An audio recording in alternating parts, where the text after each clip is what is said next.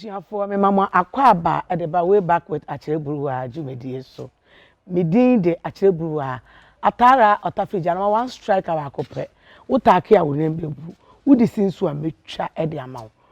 Yen celebrities a yehu omo social media, TV so, radio so, na de akeka ho no. Enu nti na Jumedi ya ba. Say ye ne ekuku dam betwetwe nkomo na ye bisa omo ekwan a omo fa so omo sha ase. Enu nti munya abotre na mo ntwen me. Me twa me ho na makwa akwaje enkrato me ba be yi me celebrate no de akere mo wono na woso na breso nie on na woso enti munya abote na mo ntwa kutu na me ntwa me ho kodi dwambra me ba me de ne be kire mo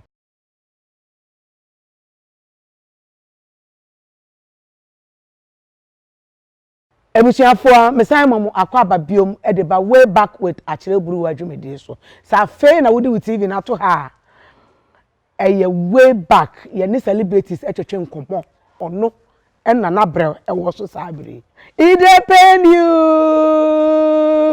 Akuapem boro ma Akuapem yeah na ma udin pa the same meaning say wodi Rosemond Brown say bi won chan bi wa keka ni na akere me man bacho wo frame me Rosemond Alade Brown Alade na ede bacho Togo di sa a wo Togo ni papa fi Togo na mami fi Ghana ase sa o mami fi manfi Akuapem manfi bacho ye enti manfi na wotena ye manfi na menyi ba mo wo me ankasa wo su hu ye wo su ana menim say watena we nsawom so da de bia su hu ani manfi su hu me manfi okay na o mami o mo dodo sen o menko a o papa so ahun bi anka o mami so ahun bi anka oh Akuapem Poloo wo she wa brabo asesen yo ma mene na bere man etnai satana mi so me ma me call tema ekobo bra nti oja me ma mene na no twa abe osan ejewa witness ni nti no abe twa na mene na etwa utwa abe mini ma abe twa mini se wo twa mini se wo bokoko mini se wo yefu mini bibia ye yo to aswe nti no pam ngofo afu nsu ma ho odo ngofo afu ma ho se edutama banchi fu beba obeye banchi edutama ebro mre bedua asa ndo ba bi beba bia no na wa hebi nti no na me ko school so ye Roman Catholic school 50 class 1 to GSS na me wie school actually nti no wie na me ko for paying for year to be fee for paying na me ko adontin senior high na ko for na dey school na ko no ko for na ye for paying no eno so ye senior high but when wie wo because we were adontin senior actually na me ko senior high no bi na ehwe me ti nipa ne ka chem se me wie dia so no ejuma bi ani ejuma papa bi ani ho ampa so wo am nyomu si mu no bebre aware wo ebi kra aware o ma wo bebre go ejuma bi ani ho ti nipa ma me ba nkran o de me ba nkran no de me be call school me call competing school okay ti competing school no person me ejuma but no wa warranty no me na ye ejuma ti na fe de me ejuma wo restaurants me ye ejuma wo Irish pub wo papa ye down ho me ye ejuma wo Maxmart ma ye ejuma wo natural area Malcolm da no wan kasa wo fie ni ye sen na ma ye ejuma wa me samu to aswe ejuma ni de ma yo baby bebre me ne keche no betwa dem say me twa music video bebre wo mu na ya hit so twa ya hit TV series nso de bebre me twa chokotrotro me twa obra me twa phone shop sa bra no na watu abetena nkran na ma betena nkran me bank kan 208 me bache ya na usi mu ache to aso 208 na me bank kan ti no my series na ye movies ni bi kakra but na nkofo nche den ni me je ye den na fe ni be ni mu bache it no that was November 2017 and I me contacted blogger bi on social media.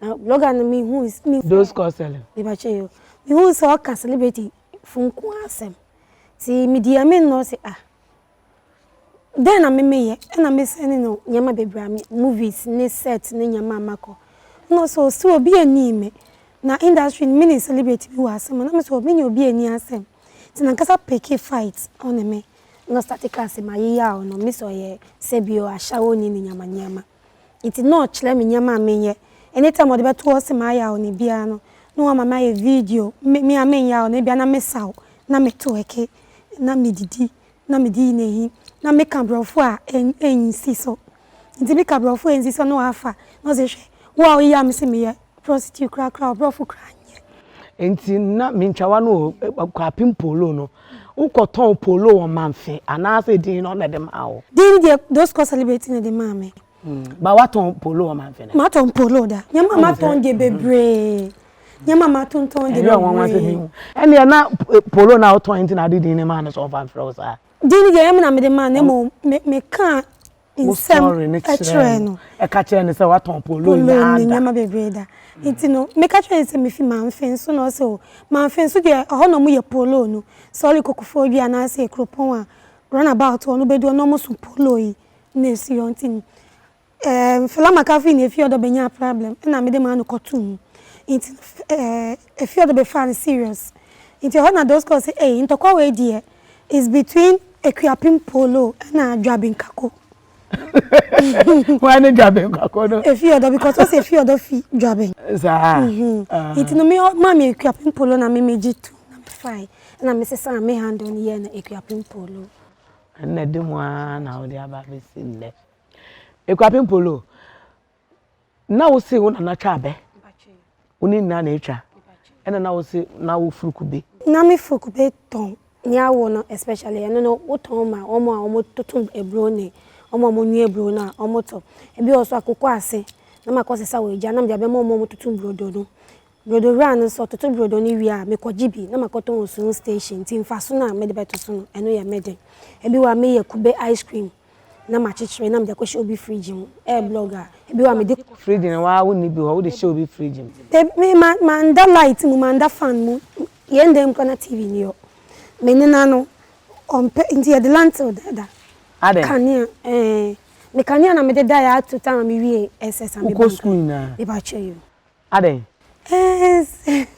sana me nina no live ebi ni yo enti no yo sometimes didi mu cry didi mu enti no last sa na me ya bi am bo football matisco ladies enti e ko bo gala kakra wo de be man no na me de aba fie enti na wo ye den na ko school no ebi o school secondary school ss no na ye den na wo ss na me ga so bi na hwe me nipa first time ss ena omupam me school fees enti be yes me ba fie ti ko fo bia traffic light na se no na me hu man bi ti me hu no so aba yo hu ofe na akwen na me so me ko so omupam me school fees enti no so okwa asasewa no de ni telephone na mama me enti ss me ji me school fees ni bi na me ko am friend no ba wa twen ya me so me twen me be di 1 month of fee na me nko school ye because na scan bi ni yo ti me friend no say wa twen say me friend na me so still me wo feel ti feel no of mama check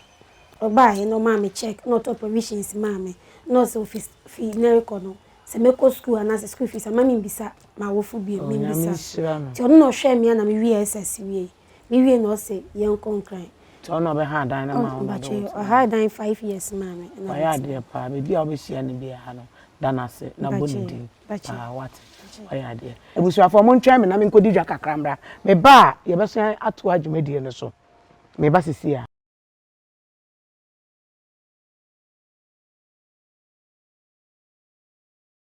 me sai mama Akuapem bi o de ba way back with Akyere Bruwaa adwumadie so bebi a ye ti a ye di dwumai ye frɛ ha Nshiraba Kojo mansion dia opesa wo ye wa ha bia oba o de be ma no de ama cool price enti bomode na hwehwe na kira kwan na bra beji cool price no efe nso wo hwe metiri hwi a bomode na ko Instagram na ko contact Kadi Slick Touch uko Facebook so asa but no de wo betiti ndem frɛ omo anase DM omo na dia wo pese wo ye bia sa wo de ko program wo de ko hen on be ye de ama e fe so wo hwe menim ya e beauty empire makeover hwehwe mo Instagram program na wo ko ayifro engagement o party o dia wo eyie kra hwehwe mo no mbe siesie mo wo look young kra to say we the 40 years kra so be 14 years that is say make say me what 12 years say mo ha mo Akuapem Poloo aye fro Rosemond Alade Brown me ma surprise. Oh my God. Oh. Bra. So many years. Oh my God. Big bro. Oh, Charlie. Oh, so many years. Yeah. Nice to meet you. Oh, man. Yes. Man, I don't even know why. And Charlie. Hey, bro. Charlie. Yeah. And no your friend is say surprise. Way back. Or you senior with school, but or no. And I'm not digging with you. I'm not finding that surprise. I surprise. Oh, mama.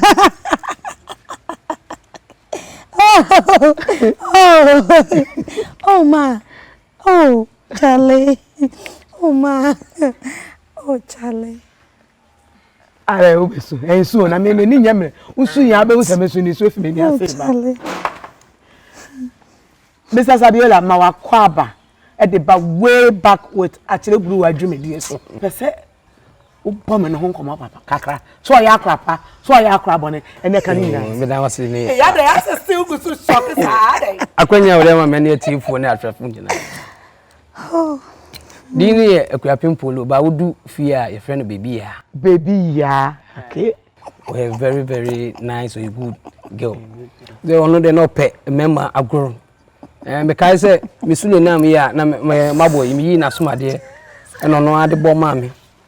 Way back na On the ball so bo ma me way back na say na your match bi nti ya me friend say o wen o mesin koja me na your match wo nti ye kono ya address ya ye kona na me yi asomade na me so fa bo ma me na me ji o ba we good the area ye wo nyina na ade wo ya abofrapa na ade and say from Sunwarsi room ani de ya obi a uti wonu bia de eye school aye say wo kono se mpanifo akokọ na ade nyina nti uti sun na uti roman wudum de na say obi a ekọ na o ye young girl na like obo ade na ni so yashi ono anyo ne oni namfo ema ono ochena bi wakata bia okodi kokonsan ya ade but oni guys na the type na ya yeni ache no osoma no bebia chale na unihwe wo fie o emu wakra o chale fetusu anwa mo nkakra e kota wa ba na ade so be kwa ba na ze watin esiwa ma onu mediane ne oh we good why bibia ma e dey say pie ni ade am so odi achi ni am kita bia no na okita na odi achi na yede nam enti wonnim ni fiti na mafa bra ma na absolute say onyi ne maame oh na say kra say unhu anwofe ne tama no onyi ba no say anwofe pa nsana obewi school ne ade na kokko say ya obewi school na bonded ball sambo football kan ene na o ye athletics nsina obo football bonded ball na say ebi ansana obewi GHS a obekọ secondary school kwantumi ho ansana owie ne oba system ni mu na jeni by Akuapem Poloo no enti se si alunfu nu weti so aya na tell say oh say obia ne ba wudi de obia feel proud say onipa ni fi bakaya ne say sun na onipa no training bia say em friend Akuapem Poloo all the odu one ma chale bia na we interview no neze ubia ba ubia energy ubia ka ho asa I quite remember there was some time here a friend say obe donation ma Roman school books be ni ade iti na me so me available but time no escape me kakra nti me buy na say wa be bibia ni ade nti obi bisa ma say wo fi ni ade say senior bro a so ya ade so wakai say o mpenifo bia okay dwumedie we ye dey surprise ni ma nko na ye ma surprise no so me surprise so e ma surprise oh wow Oh God. Hey, what is that? Oh wow. Charlie. Sana comedy say way back. We are media ama we. Time. Bre. On some shasi fi baby. Na dimu ebre kaka sana na abedu sabre. Enu nti na way back for choose say ade aye de be che no. Time. Ti obo wo dem anu hu say bribi atwam no. Ye shasi na ne ebedu say ya.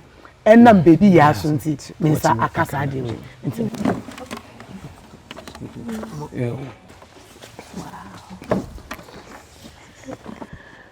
Akuapem Poloo, ye dey surprise niam nko an ye. Yen surprise niam, ye be surprise, oba show you say be surprise so sa kwesi bra. E ya na wo hwe ne sa. Man, e na musaka. E ya na saka ne say. Na just say me hwe mo so yi. Esa na show hu so yi pa na nipa ni di wachi pa. Unya be yesa libeti na nipa ni di o. Hwe ayi TV so ma me den na hu. Me hu mi ame hu me Akuapem Poloo. You was surprised at the mouth. Oh, surprise me. Hey, ma. Oh, and you say me by interview na. I say we dey ahead do mama. Ma say we dey. Wow. Wow. Talk about them. Wow. Now when we say, wow. Way back with Akyere Bruwaa dwumedi so. Yeah, they are deal with man. Okay, picture way. Ma me kai papa picture way.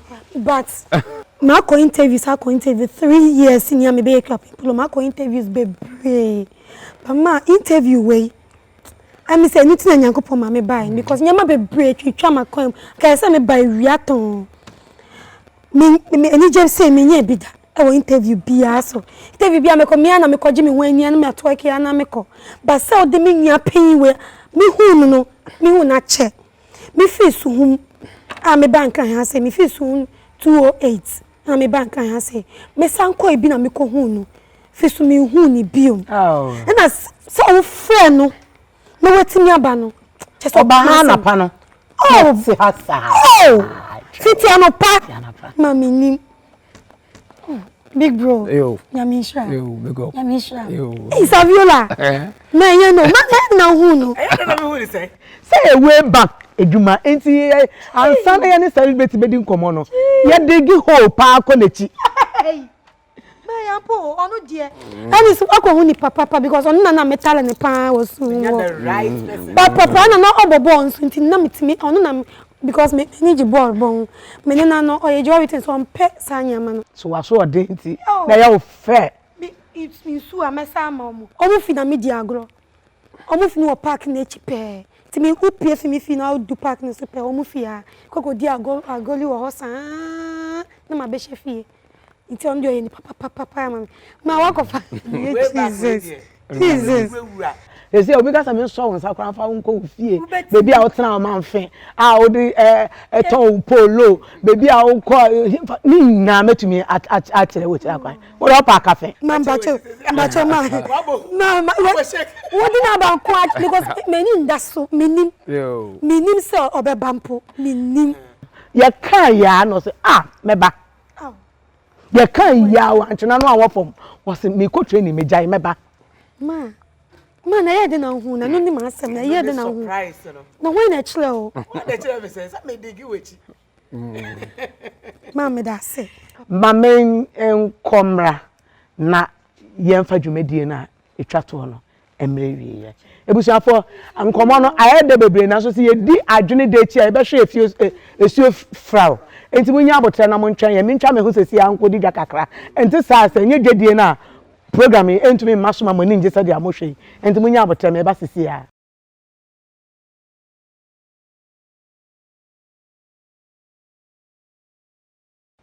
okay ebusuafo yakodi yedwa aba se programming ye di ekira ye nko because afi na emu aye de nanso aha na brebe ma ye kwan na momansa na ye be kono ebo se ye gi efutuo kakra efiri Saviola ho ofa Akuapem Poloo abrabo no di two youth ni fu kakra because o ye youth enko fo hwe ne bebre esua no ebi akwa no fam no de takashi no de bai wo kofa sa akwa no na mu bebu enti no enhwe obi wo besua obi asua no kwa pan so sua no wo ekwan pa so sedia ono nam so a enne e de ewie no nkunimdie ene ene onyam se enti mira sabiora futuo be na be ma ahwefo especially youth no ayo em say wo hwe obi a untimi emfa no saa na unjeje no uti Akuapem Poloo na no ene be se 3 days ni na meti wo onua FM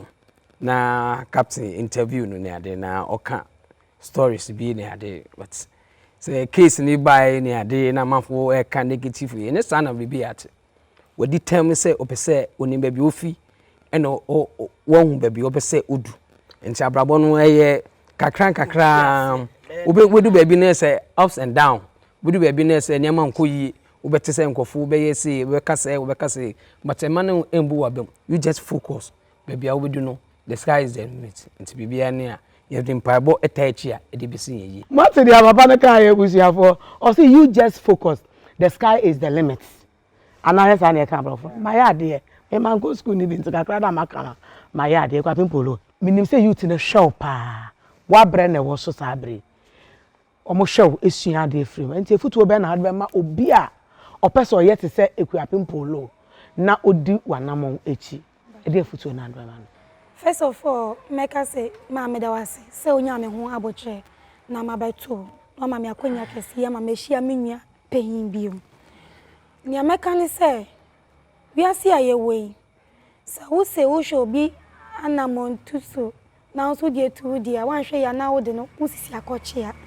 Because tell me, I make us say, me son, made this starting rare industry nimuno. It's not the best. But na me ni obia na me ni oboafo bia inti na me ye ni odin ye loud ye nya me ye ni inti me pamocho so pese wo ye say Akuapem Poloo a for good side no me act movie me to nyom me san ye donation eye nyama bebre other side no eye bibia me pick say nkofo behu e betcho light e wo nyama me ye ne so na me nya more contracts aye ba cho mo nko so an support me na mo follow me on social media me nyom foforo na aba no wa boka first one me ni TikTok na ye sexy Poloo say me ni amani AMG amani aye bi o YouTube e wo digital platform ni bebia audio mark boom play Spotify video no so e wo out e wo YouTube ko download na share na onua no nyina so eni enhu nyom ne title wa boka I love you or case Somati asema Akuapem Poloo aka o say sua no hwe no na sua no na mu sua no good side no men sua no bad side obia ewo dia se na Yankopon si bo no faaye obi ti ye obi ti nye wono ni ti ye na kwan of aso eye bad no ode afem wo ukosua na sa obenwa na opa achia wo na ma na watia wo na wo ko eno nti no hwe papa na wo no na sua emom men sua bone aha ena brebe ma ye kwan me ye di dwumadie no esie na emom no ansa na mekọ no Akuapem Poloo wo nyom no ena mpese wo bo kakra de ma ye se be ya next week same day same time ye be se ehia nti se man se menka mo ba bai na emom ye di Akuapem Poloo nyom no ena eja makwan mo fa hye mo ma ye na ye fe ni asa ena me so mesa